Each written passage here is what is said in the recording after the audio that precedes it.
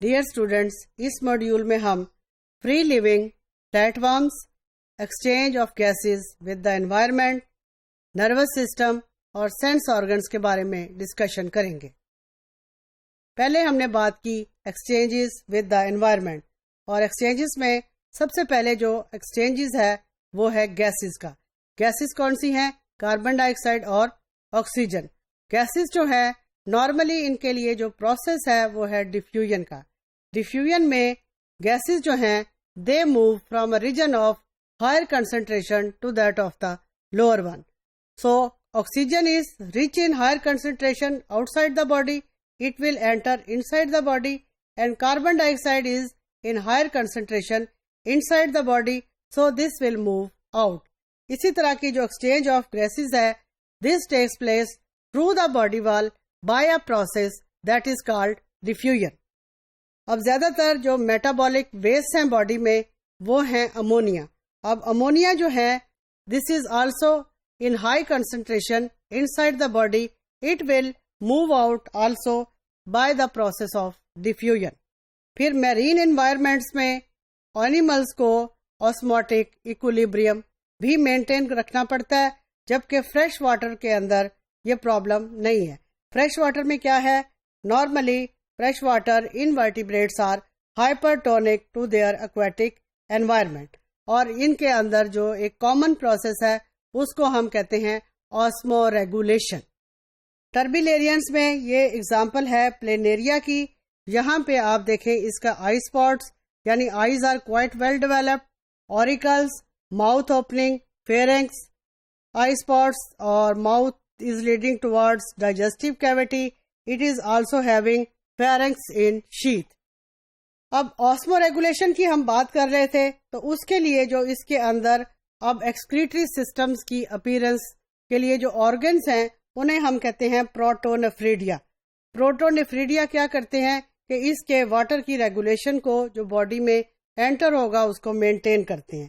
پروٹونیفریڈیا، پروٹوز کا مطلب Greek word ہے پہلے، یعنی وہ جو کڈنیز، نیفروز کڈنی، سب سے پہلے جو کڈنی جس اینیملز میں اپیئر ہوئی وہ ٹربیلیرینس تھے، اس لیے اس کا نام ہم نے پروٹونیفریڈیا رکھ دیا۔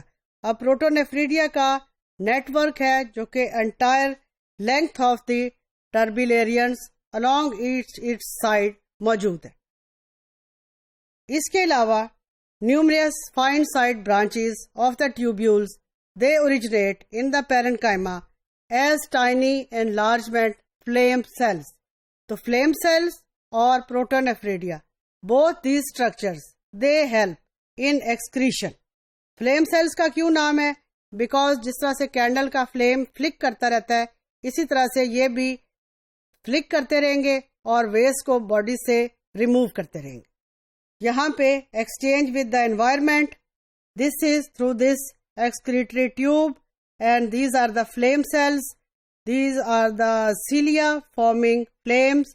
یہاں پہ آپ دیکھیں یہ کنٹینیوسلی بیٹ کرتے رہیں گے، اور نیفریڈیا کی جو اوپننگ ہے that is called nephridiopore. یہاں سے نیفریڈیا کے باہر out side the body opening سے ویسٹ مٹیریل جو ہے normally they are carried out through this opening called nephridiopore. silt light fenestrations یا کچھ openings جو ہیں they also open outside the body، cilia beat کرتے ہوئے فلوڈ کو اور وہاں پہ نیگیٹو پریشر کریٹ کریں گے۔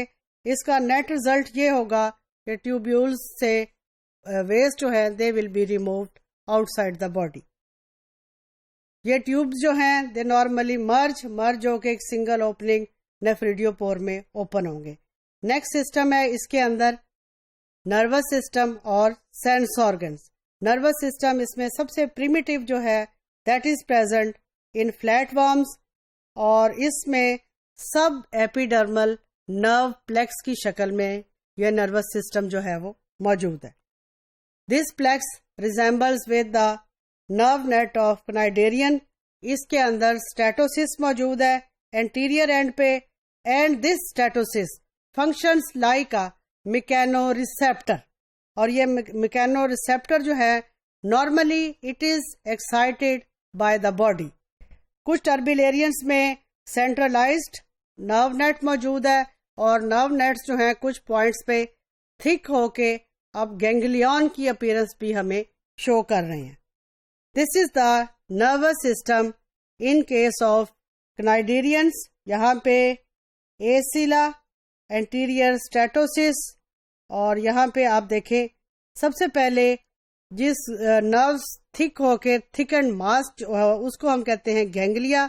جب یہ گینگلیون ہیڈ ریجن میں تھک اینڈ ماس کی شکل میں موجود ہوگا تو اس کو ہم کہتے ہیں سیریبرل گینگلیا.